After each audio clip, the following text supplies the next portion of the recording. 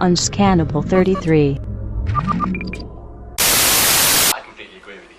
And, I stand there openly and say, like, our definition of conspiracy theory is, as any, like, contains a certain number of normative claims which we make. Like, we can't step aside. But, so, the other thing is your analysis already of these two different discussions taking place. And this is very true. And in fact, this is indicative, actually, of the broad response to our report.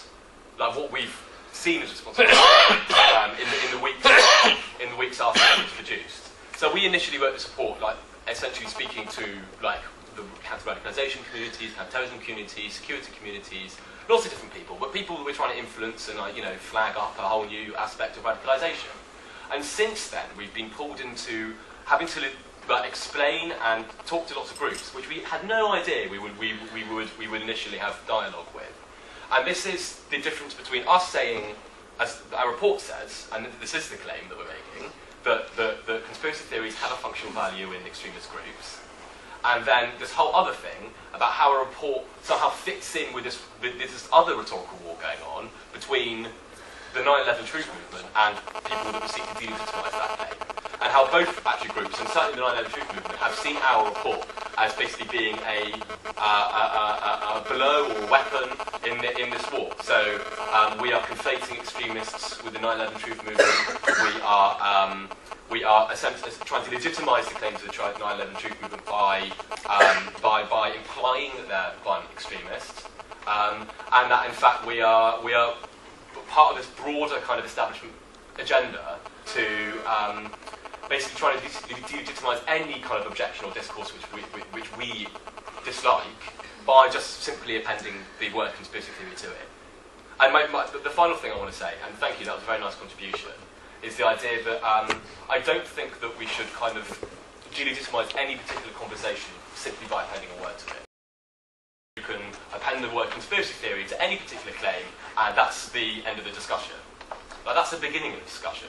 But then we look at the various evidence which that particular truth claim can deploy in its support. And then we get into the legitimacy of that, or any particular narrative, apparently conspiratorial or otherwise. Right. Yes. Yeah. Well, I think I haven't read your paper, unfortunately.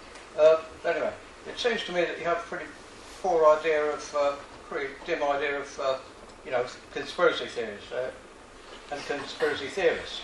They're there to be denigrated and brushed away because basically they're a bunch of nutcases. I've just said how I don't think. Yeah, I know. Yeah. Okay. I've literally just. Okay. Well, conspiracies have been around since Adam and Eve. So where you've got a conspiracy, okay, I'll just use Adam and Eve. Okay. Conspiracies have been around for a very, very long time. Now, if the government will not give you answers, you see, that guy said that no matter what evidence is put before these people, they'll dismiss it as being part of the conspiracy. Well, the point is, it has not shown one iota of evidence. Evidence is not something just that they say and they state.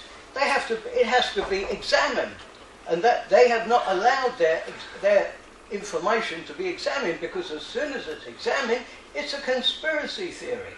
The relatives of the people who died in the towers, I think it was 75% of their questions weren't answered. William Rodriguez, who was in that tower, he was made a national hero in the United States for saving so many people. William Rodriguez. He had, I think it was 49 or a large number of witnesses ready who had all been in the towers. And the so-called 9/11 Commission report did not interview one of them. And William Rodriguez himself was interviewed, but behind closed doors. What were they trying to hide? The conspiracies have been around, as you know. Hitler did it with burning the Reichstag. He did it with the fomenting the Polish War. It's Operation Himmler. This is not theory at all. It came out in the Nuremberg trials. He faked attacks against German bases, took over German radio stations, broadcast in Polish, took a German prince out, shot him, put him in a Polish uniform, shot him, left his body there, newsreel cameras down, proof Poland did it. That was their excuse to go to Poland. The USS Liberty, even before they got to Malta in their crippled ship, Admiral Kidd flew onto the Liberty and threatened them with court-martial, imprisonment, or worse, if they said anything to even their family about the attack Israel had attacked. Okay, so we know that some conspiracies, as we said Exactly. numerous times already, do sometimes turn out to be true. Quite. But why does the government not respond to this? It doesn't have evidence, because evidence has to be presented. I'm sorry, I agree with you. I think government can be more open. But The idea that government hasn't presented any evidence rebutting any of the conspiracy theories is a fiction. The government, Hutton released last week the confidential, not secret, reports into the death of David Kelly in order to, as Ken Clark, the Home Secretary, the Ken Clark Justice Minister said, to shore up public confidence in the veracity of that trial. So we've been looking for the 7/7 inquiry at the moment. Wasn't he But involved? the problem is that you don't look for the evidence because you're sure it's already a conspiracy theory. as well? I mean, there is a mountain of evidence over the left. They cover their backsides. And all a very the good time. example, of the way that films like Loose Change work is that they create a film which then is fact by fact totally disproven and rebutted, and then just go away and make another film with another bunch of ludicrous claims, which are then rebutted fact by fact. I think they're on their fourth or their fifth film now, and this is an absurd way of conducting research. It's to decide what you already think has happened, and then try to find any evidence that you think will fit in.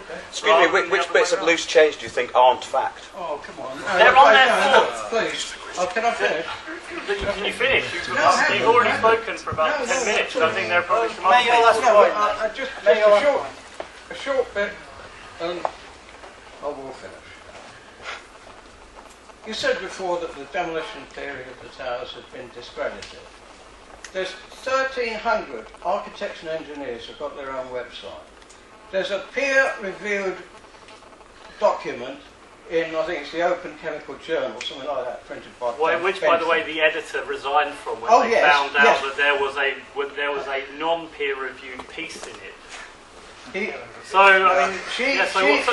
reply to that, or is that? She resigned. Her official reason for resigning was that she didn't know anything about these things. Yeah, because it But wasn't the point properly is, peer-reviewed, and nobody- she found it to be absurd.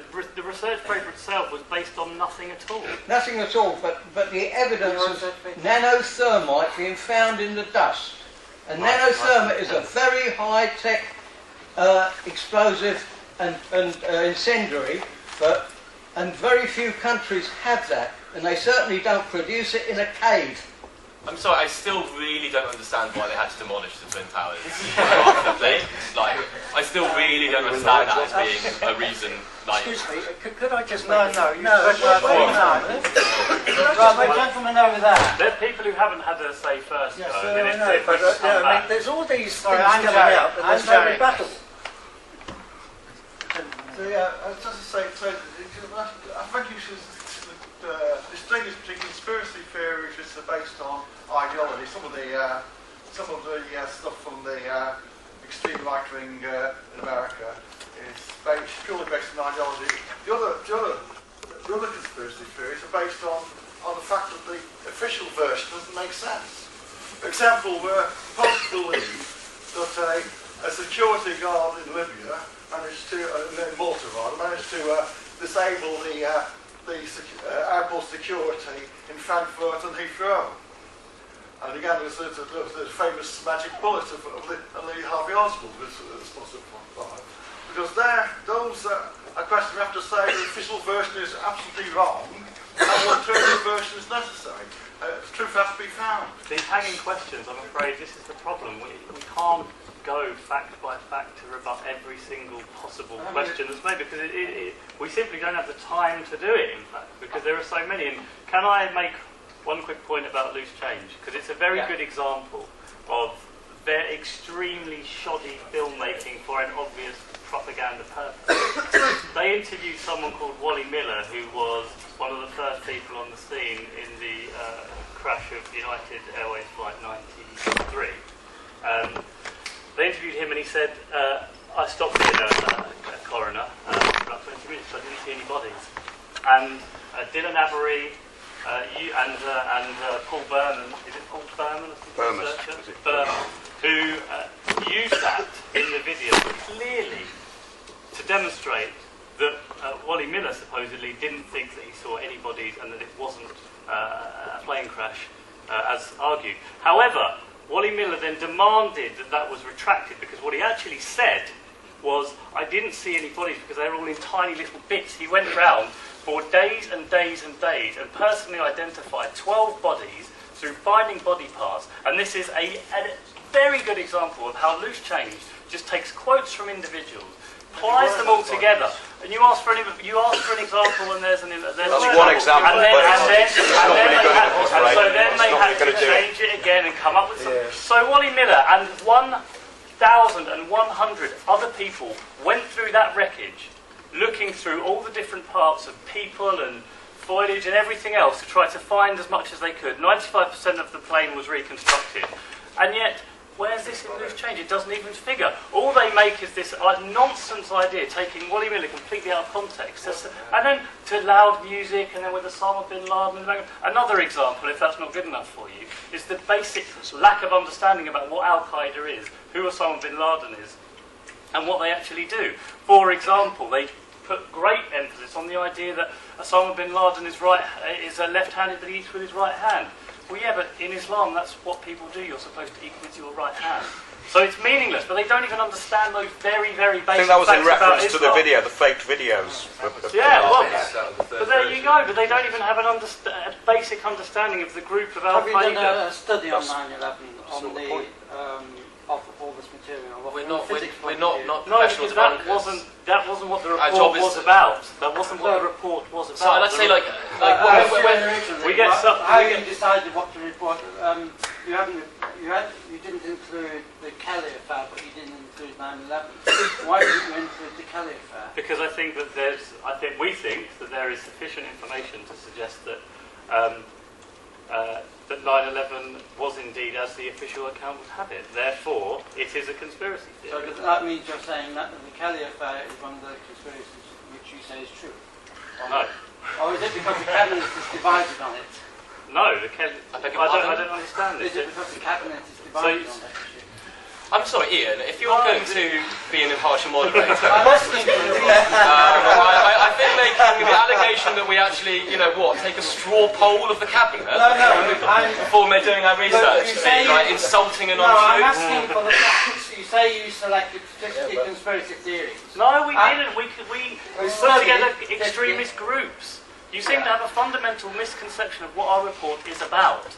And you're sitting there trying to pick holes in everything we say rather than do No, I'm not just asking for the facts, for the basis. It was a report about extremist groups, and there is a prominence of conspiracy theories within a significant number of those, mainly terrorist organisations.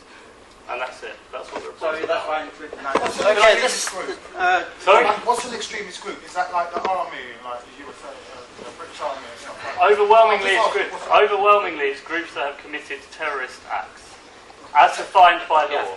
We don't. No. Because I know. Listen, I've gone through 1,000 times different definitions of terrorism, state terrorism, and what's extremism. Extremism we define as opposition, active opposition to the status quo. Doesn't need to be good or bad. Extremism can sometimes be quite a positive thing. And terrorism being groups or individuals which have committed acts of terrorism. Can I And acts of terrorism, and my view, because the thing is, the term terrorism we all know is extremely contested. Carl and I, in fact, don't agree Well, I don't think it should be used to between work. us on how you define that. So I define an act of terrorism as the intentional targeting of innocent civilians for a political end. Okay, that's the US government and stuff like well, that. we didn't include the US government in our list of terrorist organisations. You did? No, we did not. And according to you, Unscannable 33.